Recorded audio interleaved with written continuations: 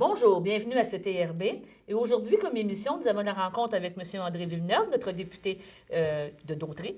C'est le comté de Berthier, dans Dautré. C'est le comté de Berthier, qui comprend aussi Matawani et Dautré. C'est ça, le comté de Dautré. Et on a notre rencontre, on pourrait dire, trimestrielle sur les sujets de l'heure qu'on vit ici au Québec, dans le comté et un petit peu au niveau provincial. Bonjour, M. Villeneuve. Bonjour, Mme Yvon. Ça va bien? Ça va très bien. Je vous vois aujourd'hui arriver avec le petit ruban vert et blanc. Tout à fait. Et c'est la persévérance scolaire. On est en plein dans la semaine de la persévérance. Et, oui, j'invite tout le monde à donner un coup de pouce à cette campagne qui est annuelle, donc d'une semaine, mais dans le fond, c'est à l'année longue qu'il faut encourager nos jeunes à persévérer au niveau scolaire. Alors, on fait tous partie de la solution, tout le monde, exactement. Les parents, les amis, la famille, les voisins. Alors, c'est l'affaire de tous. Et vous savez, je l'ai déjà dit ici, je le dis souvent, la plus grande richesse qu'on a, c'est pas dans les mines dans le nord du Québec, c'est pas dans le sous-sol du Québec non plus, c'est la matière grise, puis c'est notre jeunesse. Oui. Alors, il faut absolument miser là-dessus. Et quand on parle de persévérance, c'est pas juste dire éviter le décrochage, c'est vraiment encourager les jeunes, parce que je pense que ça a été prouvé qu'on est dans la période la pire, on pourrait dire, de l'année. La semaine de relâche n'est pas là pour rien, parce que là, on est tanné de l'hiver, on est allé dans la noirceur et tout ça, et l'encouragement à l'élève à dire, regarde, là, tu continues, donne encore un petit boost, un petit coup jusqu'au mois de juin, ton année va être finie, puis tu vas recommencer, et quand tu vas recommencer au mois de septembre, tu vas être content de retourner. C'est normal qu'à ce temps-ci, on soit comme épuisé, fatigué, comment je pourrais dire ça? Je dirais pas exténué, mais écœuré, là, on pourrait dire. C'est peut-être la lumière, là, mais là, la lumière est au bout du tunnel, l'hiver tire à sa fin. En février, pour moi, c'est après ça, les journées allongent de plus en plus rapidement. Alors, on aura plus de lumière, mais il faut encourager nos jeunes à persévérer, à continuer. À continuer. Tout à fait. Et à dire, regarde, tu es dans la bonne voie. Tous les gestes, petits et grands, tous les gestes comptent. Pour, des fois, juste une petite tape dans le dos fait en sorte que le jeune... alors, il faut l'encourager à continuer, c'est important. C'est ça. Puis comme vous disiez, la matière grise, comme on en a vu, puis on pourrait en parler des fois des cas, puis tout ça, il y a des gens que c'est pas une question de notes. On dirait, comme donné, c'est une question de motivation. Le jeune est bon, il va à l'école, ça va bien, puis tout ça. Puis il suffit qu'il y ait des fois un petit déclencheur qui fait que, tu sais, là, il décide d'abandonner alors qu'il y avait la capacité, là. Et en tout cas, c'est juste des fois des petits coups de pouce, des petits trucs qui disent, regarde, je suis allée justement... lundi, à la polyvalente, ici à Berthier, aller filmer justement l'événement, puis tout ça que la polyvalente organisait. Et c'était de dire, pourquoi tu veux continuer de venir à l'école? Et c'était une des réponses, c'était pour continuer d'aller voir mes amis. Tu sais, il y avait beaucoup de réponses, il y a des motivations, puis pas nécessairement d'avoir une meilleure note ou de finir. Non, puis on le sait aussi, les jeunes sont très attirés de par le fait qu'à l'école s'organise, les professeurs font des événements, les professeurs mettent l'accent justement pour intéresser l'élève. Et évidemment, il y a les amis qui sont là, mais aussi il faut être intéressant. La motivation. La motivation, puis il faut être intéressant pour pouvoir justement accrocher l'élève qui s'accroche puis qui continue à faire des études, c'est important. C'est ça. Donc, on se dit, on donne un coup de pouce à nos jeunes, continuons à les encourager, tout le monde, les parents, les grands-parents, la famille, tout le monde, nos amis. Et là, c'est une période de l'année qu'il faut donner un petit coup. Un peu plus difficile. Un peu plus difficile de façon générale, puis donner le coup pour terminer au mois de juin en beauté. Oui. Okay.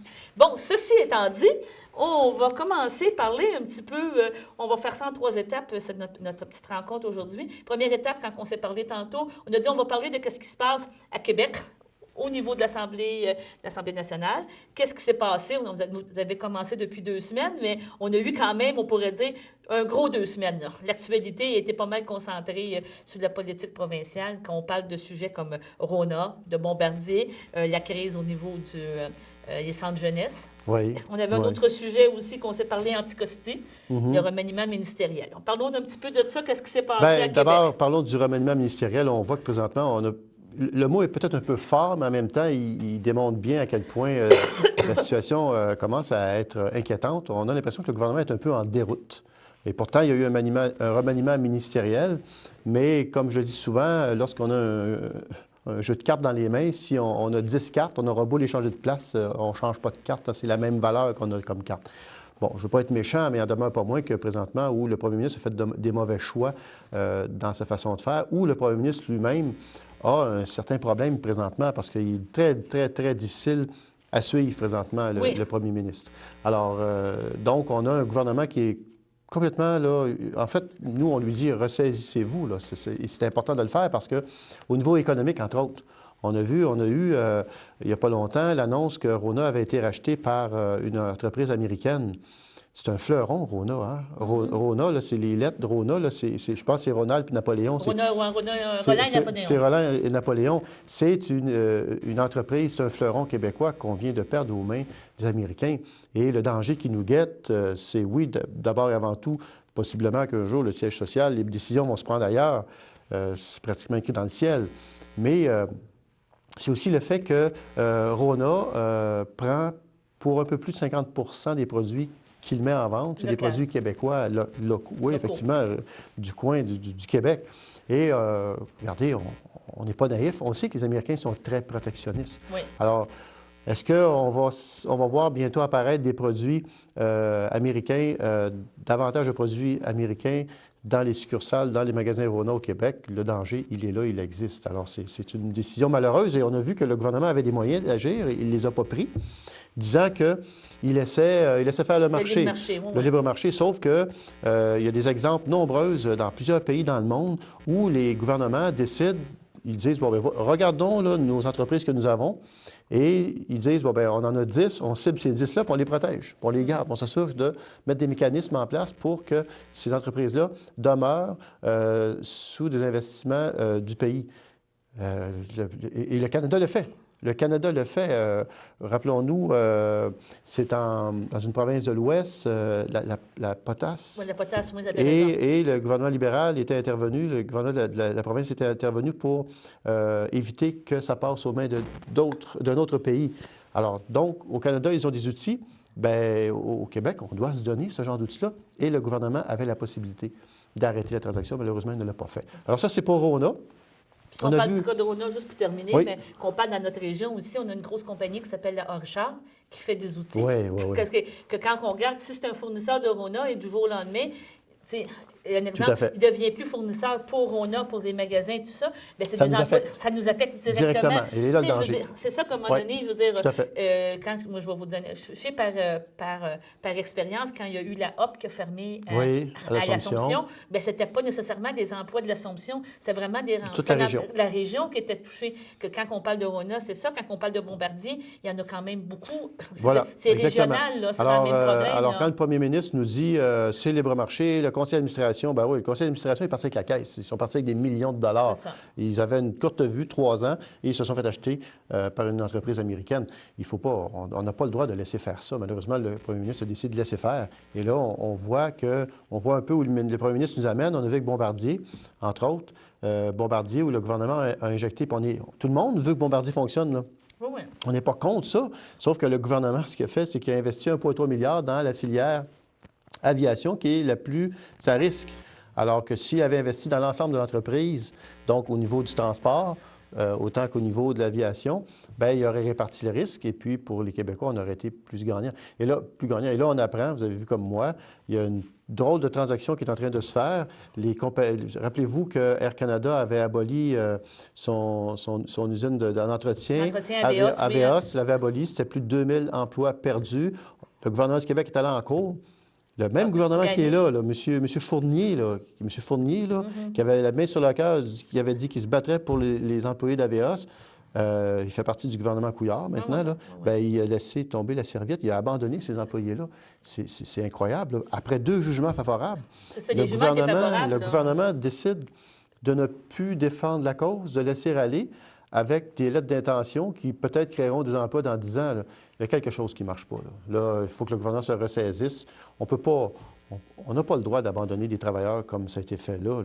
D'autant plus que Air Canada avait l'obligation de maintenir ces services d'entretien. Tout à fait. Et je sais qu'ils ont donné comme exemple, là, quand Bombardier, on va avoir les C-300. Là, on veut que ça marche. Tout le monde veut que ça marche. On va avoir ça, mais l'entretien ne se fera pas. J'imagine qu'il doit y avoir une garantie. Là, la première semaine que les avions sortent, ils ne doivent pas déjà être à l'entretien. Donc, les emplois versus l'entretien. Puis, on ne parle pas de plus de 2000 emplois. Là, on parle de peut-être 1000 emplois d'ici 2025-2030.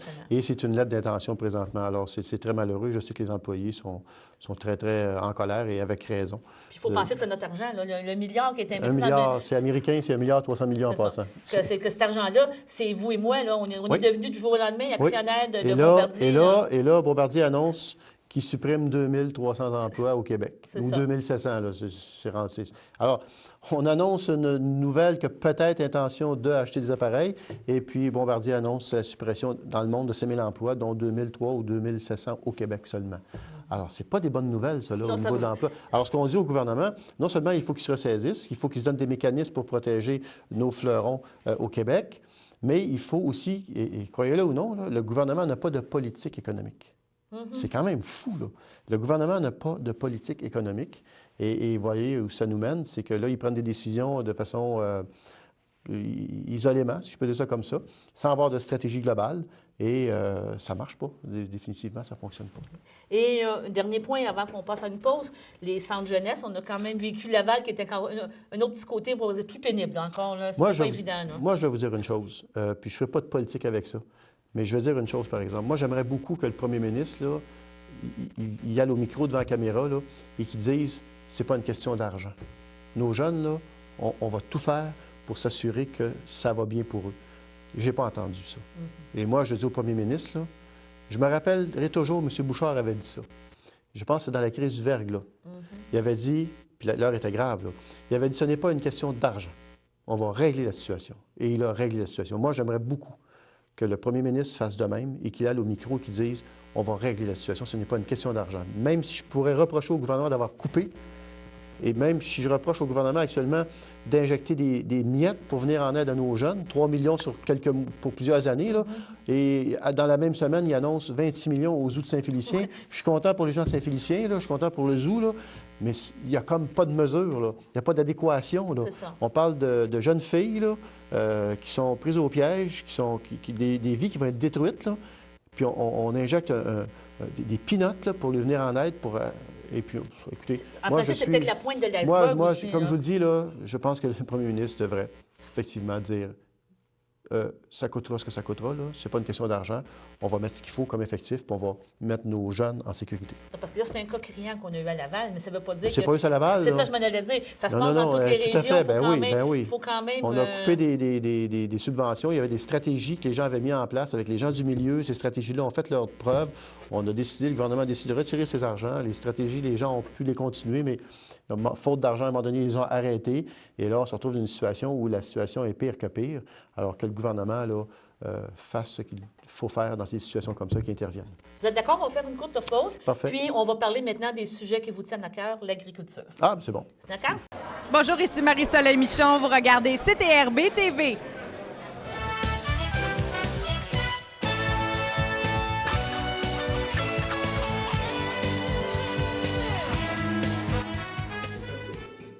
Nous sommes de retour avec M. Villeneuve. Rebonjour. Bonjour. Et on va parler de sujets qui vous tiennent à cœur. On pourrait dire votre domaine ou votre porte-parole. C'est au niveau de l'agriculture. Tout à fait. Il s'est passé des choses encore là dans les 2 dernières semaines. Vous me disiez qu'il y avait eu la fin des audiences au niveau du vin. Hein? C'est ça? On a terminé jeudi passé les auditions, donc entendre les gens par rapport au projet de loi que le ministre, M. Letao, a déposé. Donc, ça nous a permis, à nous, les parlementaires, de mieux comprendre comment tout ça fonctionne. Et le projet de loi, dans le fond, c'est pour permettre aux vins d'être vendus directement en épicerie. Les vins québécois qui sont fabriqués par nos vignerons et... Local, on peut dire des produits les vignerons du Québec, qui puissent avoir accès aux tablettes d'épicerie. Le fameux dossier qu'on s'était parlé un petit peu avant les fêtes, les subventions promises qui ont été coupées de moitié, je pense que ça s'est réglé ou c'est en voie de s'être réglé? Bon, écoutez, il y a eu un communiqué qui est sorti. C'est pas un communiqué, c'était plus un article de journal. En fait, pour que les gens puissent suivre, c'est que le gouvernement avait pris un engagement avec les vignerons. Les vignerons investissaient dans le vignoble et le gouvernement, en contrepartie, lui permettait d'avoir accès aux tablettes de la SAQ. Puis pour avoir accès aux tablettes, c'est pas ça le problème. Le problème, c'est que ça lui coûte trop cher de mettre ça à la SAQ. Donc, le gouvernement a dit, je vais vous donner tant de dollars par bouteille que vous allez vendre à la SAQ pour compenser les coûts que tout ça entraîne. Bon, bref. Le gouvernement, rendu au mois de décembre, après y avoir tiré l'oreille, il nous avait dit qu'il verserait l'argent ce qui était dû aux vignerons. Il nous l'a promis la main sur le cœur. Malheureusement, il a versé le tiers du montant. C'est ça. Alors, eux, ils se retrouvent devant une situation où ils reçoivent juste le tiers de ce qu'ils pensaient avoir. Ça ne marche pas, là. Le budget ne marche plus à la fin de la semaine. Bien là, ça marche. C'est un bris de contrat. C'est un bris de contrat, carrément. Et là, M. Letao est revenu en disant, non, je vais honorer la totalité du contrat. Et là, je lui ai demandé de façon informelle assez fort pour qu'il m'entende. Est-ce que ça va être rétroactif? Parce qu'il il a dit, bon, semble-t-il que ça va être rétroactif, mais ce qu'on nous a dit, parce qu'eux, ils ont appelé au cabinet, une journaliste a appelé au cabinet, le cabinet nous a dit que c'était l'intention du ministre. Alors, on est encore dans les intentions. On est encore dans le compte à recevoir, autrement dit. Bien, c'est ça. Moi, si j'étais les vignerons du Québec, là, je resterais sur mon appétit, là, parce que là, il faut régler ça. Là. Le gouvernement brise un contrat. On pourrait parler d'Anticosti, où il brise un contrat ça, encore là. oui. Et là, je ne sais pas si vous avez vu... Faisons un petit aparté sur Anticosti, allons-y. Oui, bien, écoutez, il brise le contrat avec Anticosti. La question, les gens vont se dire, est-ce qu'on doit aller sur Anticosti ou Anticosti? Là, ce n'est pas la question présentement. La question, c'est, il y a un contrat et le gouvernement doit l'honorer, ou s'il ne l'honore pas, bien, qu'ils s'entendent avec l'entreprise pour régler autrement. Que les deux se parlent et qu'ils disent, ben là, on brise, on a des clauses de fin de contrat, que ça soit réglé. J'ai reçu une dépêche de presse hier et c'est un financier qui expliquait que les entreprises qui viennent au Québec pour investir, lorsqu'il y a un gros projet, souvent, c'est des projets qui sont sur une longue durée, 5, 10, 15 ans. Et pour faire le montage financier, il faut qu'elle soit à New York, Londres ou Singapour pour aller chercher le financement. Et il expliquait que c'est rendu que même à Londres, à New York, Singapour, quand ils vont pour expliquer le projet qu'ils veulent avoir puis le financement qu'ils aimeraient avoir de ces grands argentiers-là, on va les appeler comme ça, bien, ils leur disent à la fin de la présentation, est-ce qu'ils vont respecter leurs promesses au Québec? Parce qu'ils entendent parler du non-respect du premier ministre. C'est que ça devient une mauvaise réputation. Bien voilà, on a une mauvaise réputation. Un gouvernement, lorsqu'il y a un contrat, bien, il y a deux façons de s'en sortir. Il n'y en a pas quatre, là. Il y en a deux. Soit il respecte son contrat jusqu'à la fin, ou soit il s'entend à l'amiable avec l'entreprise pour mettre fin au contrat. Mais tu ne fais pas ça comme le premier ministre le fait présentement en disant que les fonctionnaires vont faire ce qu'on va leur dire, c'est qu'il est censé y avoir un mur là, entre le gouvernement et les fonctionnaires, parce que les fonctionnaires sont censés évaluer selon les critères des lois qu'on a au Québec. Hein, ils vont évaluer les projets selon les critères qui sont inscrits dans nos lois, et ainsi rendre une décision. Et là, le gouvernement en fera ce qu'il voudra, mais là, ce qu'il fait, il est en train de court-circuiter le travail des fonctionnaires. Et bon, bref, ça ne donne pas une bonne réputation. C'est ça. Puis la justification devient environnementale. Mais de 6 mois, 1 an, c'était pas important. Puis là, c'est important. C'est un petit peu ça qu'on dit dans le bilan. Le premier ministre, vous avez vu caricature comme moi, j'ai envers.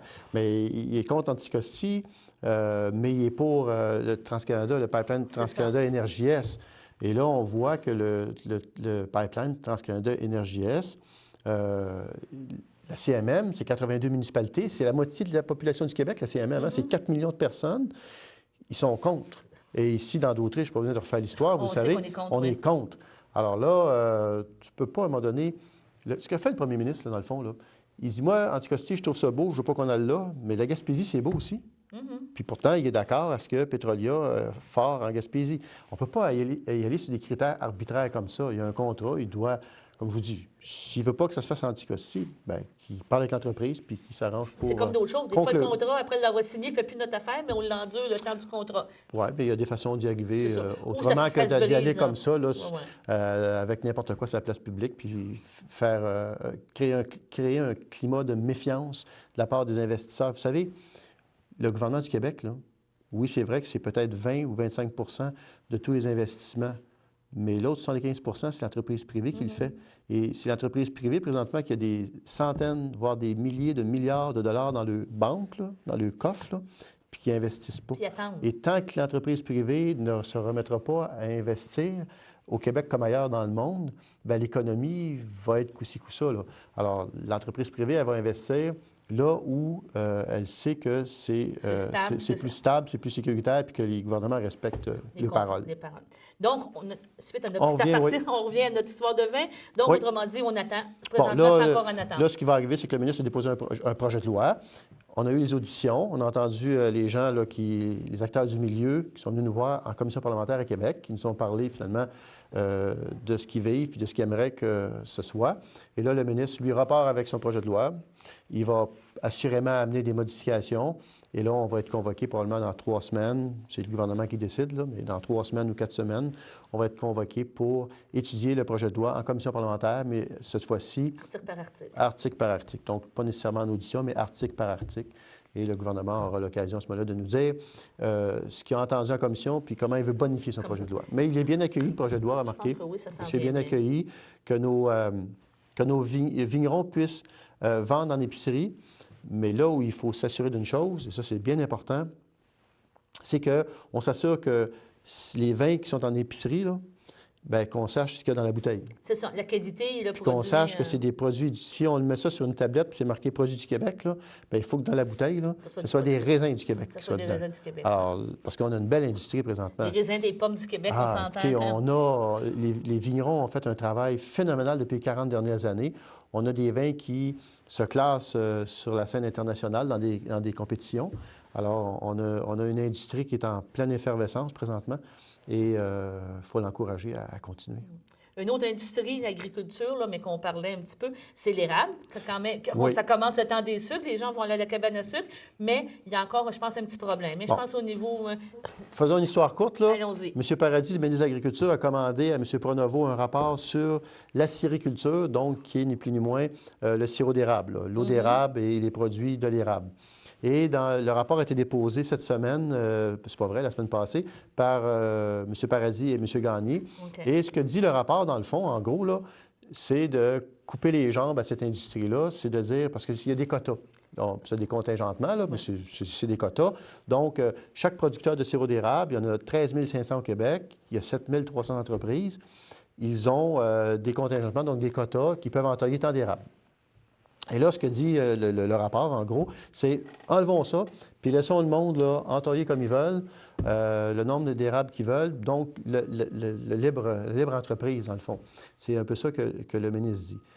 Un coup, je vous ai dit ça, là, juste vous dire que l'industrie là, du sirop là, au Québec, là, on est les leaders mondiaux. C'est 75 je crois. On est ouais, à peu près, c'est ça. Les chiffres, là, des batailles de chiffres. Il y a des batailles de chiffres présentement. C'est environ 75 de la production mondiale de exactement. sirop d'érable vient du Québec. On exporte dans plus de 80 pays. C'est ça. On produit 110 millions de livres de sirop. On en exporte 92 millions. Alors, vous voyez, là, c'est phénoménal comme marché. Là. Marché, ouais. On a vraiment développé une filière extraordinaire. Et ça, c'est les producteurs qui ont fait ça, parce que les producteurs se sont prévalus du plan conjoint, c'est-à-dire que c'est eux qui s'occupent de la mise en vente de leurs produits par la Fédération des acériculteurs du Québec. Alors là, cette fédération-là, avec les producteurs, ont réussi à nous amener là où on est, dans le palmarès. On est vraiment les leaders incontestés là, du sirop d'érable. La Fédération a même fait faire des études pour comprendre ce qu'il y avait dans le sirop d'érable, et c'est phénoménal. Ils ont découvert des choses extraordinaires. Ça devient un produit recherché, un produit prisé. C'est de plus en plus, le marché se développe en Asie. On est passé, là, on a une augmentation de production annuelle de 11 depuis les 5 dernières années. Et on a une augmentation de près de 4,5 à chaque année au niveau de nos exportations. Donc, en 5 ans, c'est près de 30 d'augmentation de nos exportations. C'est des vertus thérapeutiques alors aussi, là, on a là une histoire à succès incontestable. C'est extraordinaire. Ça marche. Ben oui. Puis là, le ministre, il dit, ben, on constate que des pertes de marché à l'international de la part de la Fédération, ce que le ministre nous dit, c'est 1 par année, ce qui est faux. En tout cas, il dit 1 par année. Depuis 10 ans, on a perdu 10 donc on a reculé sur le marché international. Donc, le ministre, il veut tout changer. C'est pas au ministre à décider ça. Les producteurs, là, ils se sont regroupés là, de façon démocratique. Ils se sont donné des règles. Puis si vous me demandez aujourd'hui, là, en qui je fais le plus confiance pour l'avenir, là, pour le développement de cette filière-là, là, c'est aux connaisseurs. bien, moi, ça va être aux agriculteurs, oui. parce que c'est eux qui mettent le billet au jeu chaque matin, puis c'est eux qui risquent à chaque matin parce que c'est un peu ça. Ils connaissent les érablières aussi. Ils connaissent, ils savent. Une saison comme cette année, qui disait que ça pouvait être difficile à cause Eux, de là, pas de neige. ils nous ont amenés où est-ce qu'on est présentement. Là. Fait que si vous me posez la question, est-ce que je fais confiance au ministre pour la suite ou je fais confiance aux agriculteurs? Moi, je fais confiance aux agriculteurs. Mais de toute façon, le ministre n'a pas à toucher à ça. Ces gens-là, ils se sont regroupés de façon démocratique. Ils se sont donné un cadre dans lequel ils évoluent. C'est sûr qu'il y a des gens qui ne sont pas contents. Ben oui, moi, j'ai gagné mon élection, puis je remercie les électeurs d'ailleurs. Encore une fois, j'ai gagné mes élections dans Berthier, mais au niveau national, je les ai perdues. Je suis dans l'opposition, mais je respecte le cadre dans lequel on évolue. Alors, oui, c'est sûr qu'il y a des mécontents par rapport au plan conjoint actuellement qui est en place, mais ça a permis de se rendre là où on est présentement. Alors là, je finis en vous disant juste ceci. Quand le ministre il dit on a des pertes sur le marché international en termes de vente, savez-vous que depuis 1 an et demi, la Fédération des acériculteurs, donc des producteurs de sirop, ont fait une demande à la Régie la Régie du marché agricole, ont fait une demande pour obtenir 2 350 000 entailles supplémentaires. OK. Ça fait 1 an et demi. On n'a pas eu de réponse Il y a pas eu de encore. Ce que ça fait, là, si la Fédération avait reçu à l'automne passé là, le OK pour les 2 350 000 nouvelles entailles, Donc, on l'aurait au printemps ici. là, on l'aurait au printemps. Et c'est 50 millions, 2 350 000 entailles, là, c'est 50 millions d'investissements dans nos régions. C'est de l'argent, là. Quand on voit comment le gouvernement a de la misère avec l'économie, là, on peut-tu, quand ça va bien, les laisser travailler? Parce que c'est pas juste la permettre de production, travailler. c'est ça. Le 50 millions, c'est pas juste la production dans les rablières, c'est la mise en canne, on pourrait dire industrialisée. À un moment donné, il y a des usines là, qui... La sériculture, sirop d'érable, c'est 10 000 emplois à temps plein au Québec. C'est ça. C'est 10 000 emplois à temps plein. Alors là, moi, regardez, on va s'entendre sur une chose, là. Le ministre Paradis, là, puis je lui dis, je vous le dis à vous, puis je lui dis avec, je dis, il y a une M. Paradis, manifestation, là, c'est mardi. Il était 1200, puis il faisait un temps C'est exécrable. ça, vous avez vaincu la température mardi là, écoutez, sur ça. C'était fou là, comme météo, là, puis il était 1200 devant le Parlement. Là. Et moi, je dis à M. Paradis, mais pourquoi vous faites ça? Pourquoi vous soufflez sur le feu? Il y a des gens qui sont mécontents, puis vous leur faites à croire qu'il y aura des changements, puis en fait, il fout la pagaille. Il fout la pagaille. On peut-tu, quand ça va bien, là, laisser les gens faire? Réglons les problèmes, mais essayons pas Puis de toute façon, quand on regarde le rapport là, qui a été déposé par M. Gagné, là, il y a des recommandations dans le rapport. Les gens de la Fédération, là, les producteurs, ne sont pas fous à temps plein, ils savent compter. Puis il y a déjà je suis convaincu qu'il y a des recommandations dans le rapport qu'eux, ils sont déjà en train de les mettre en application. Là. Ils savent ce qu'ils font. Alors, laissons-les travailler. Donc, nous allons prendre une dernière petite pause et on va parler des prochaines semaines à venir, les prochains sujets à traiter. Parfait. Bonjour, mon nom est Marcel Sabourin. Vous regardez CTRB TV.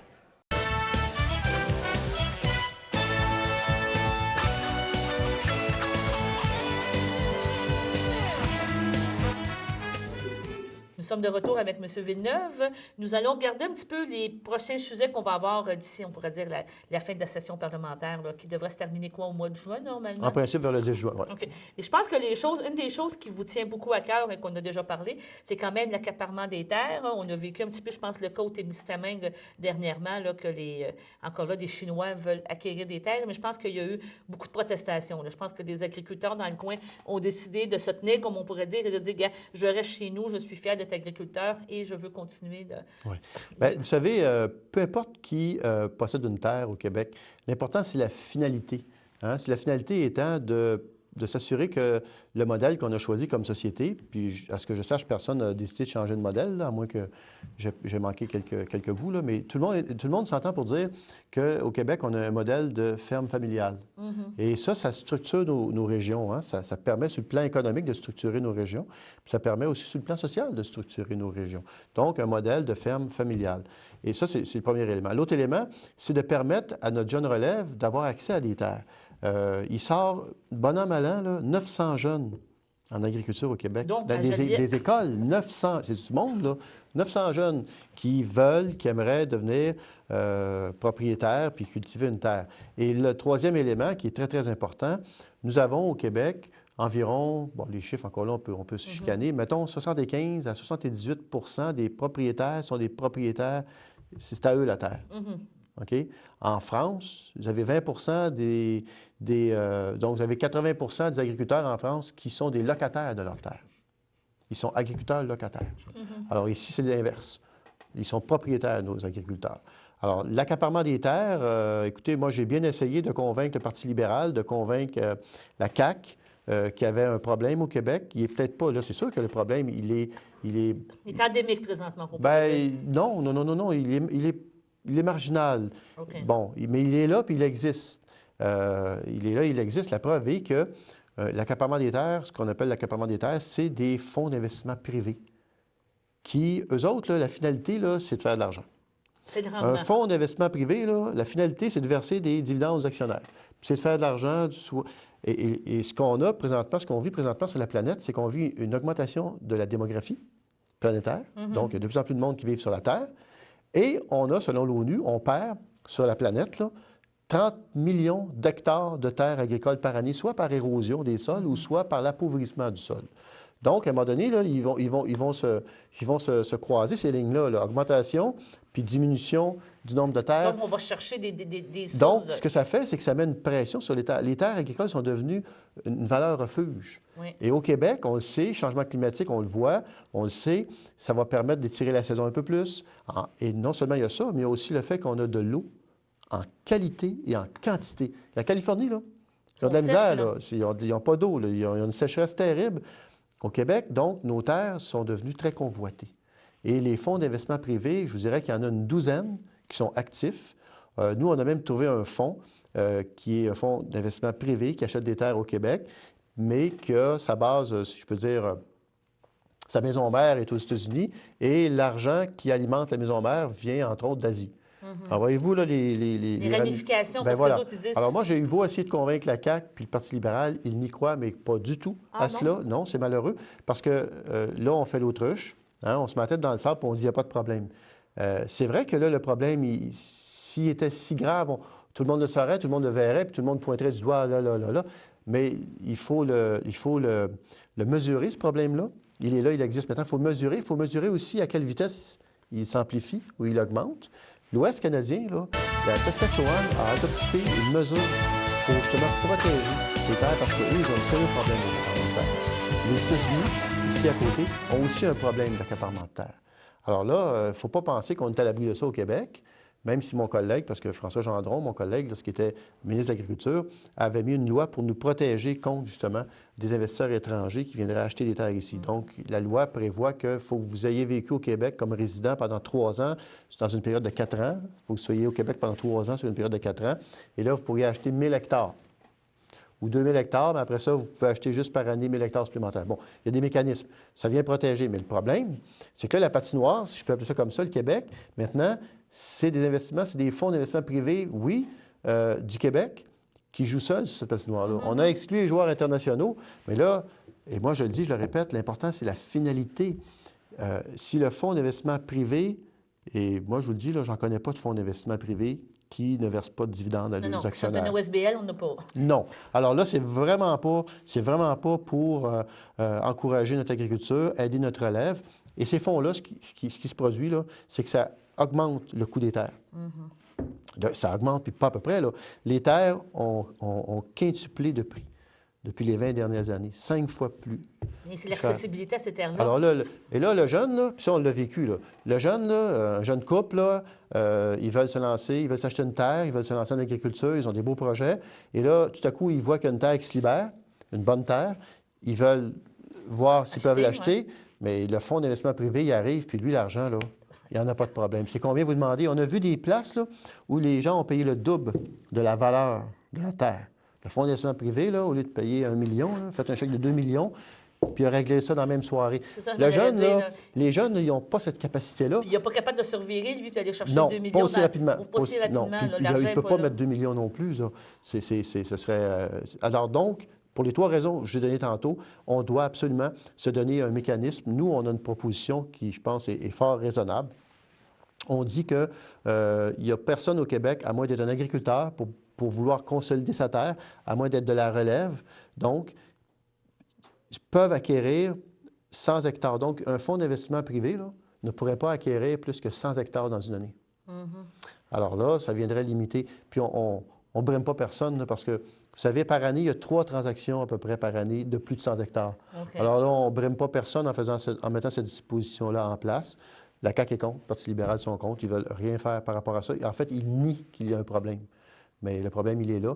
Et j'aurai l'occasion, dans les semaines qui vont venir, là, de faire la démonstration au Salon Bleu même. De faire la démonstration. Ben oui, je donnerai là, à ce moment-là là, les fonds d'investissement privés en question, combien ils ont acquis de terre, qui les finance, etc.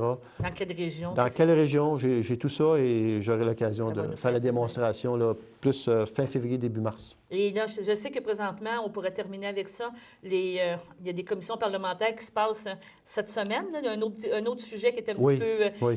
qui parle encore un petit peu d'actualité. On pourrait dire maintenant les applications UberX, AirNob, des choses comme ça. Je pense qu'à un moment donné... Airbnb pour les logements, les appartements qui sont loués là, sur une plateforme. Et puis, évidemment, il y a UberX. Écoutez, UberX... moi, je vous dirais que, puis au Parti québécois, on est très mal à l'aise avec le fait que nous ayons laissé les représentants du BRX venir en commission parlementaire. La moindre des choses, c'eût été qu'ils cessent leur activité, qu'ils viennent en commission parlementaire, qu'on les entende, que les parlementaires, après ça, avec tout ce qu'ils auront entendu, puissent arriver avec un projet de loi qui va venir s'assurer que tout le monde, finalement, contribue à l'enrichissement. Parce que si c'est une économie de partage, UberX, j'aimerais bien voir où c'est qu'on partage, comment Uber, parce qu'il y a UberX puis il y a Uber, Uber, la multinationale, qui vaut 60 milliards de dollars, là. Comment est-ce qu'elle partage ça sur le plan économique? Ils ne partagent rien, ils repartent avec le fric, là, je m'excuse. Là. Alors, c'est de l'argent qui sort directement du Québec, qui s'en va. C'est un petit peu l'arrogance de ces applications-là, on pourrait dire, qui dit... On pourrait donner plein d'exemples. Hein. On pourrait donner l'exemple d'un voleur en série, puis qu'il viendrait plaider sa cause pendant qu'il fait des vols en même temps. À un moment donné, ça n'a pas de bon sens. Là. Alors, moi, je pense pas qu'on s'aide beaucoup de la façon dont on a procédé d'entendre des représentants d'une entreprise qui viole les lois du Québec présentement. Alors, qu'ils cessent leur activité, que les parlementaires, avec évidemment l'aide de toutes les personnes qui vont venir en audition, puissent imaginer une façon de faire pour que cela soit fait de façon correcte, à tout respect de nos lois. C'est ça qu'il faut faire. Malheureusement, bon, on verra la suite. C'est ça. Donc, on va vous suivre encore à l'Assemblée nationale. Je vous remercie beaucoup de merci votre visite. Merci à vous. On se reparle sûrement à la fin juin, là, dans ces coins-là, suite à la session parlementaire, voir comment tout va s'être déroulé. Merci beaucoup.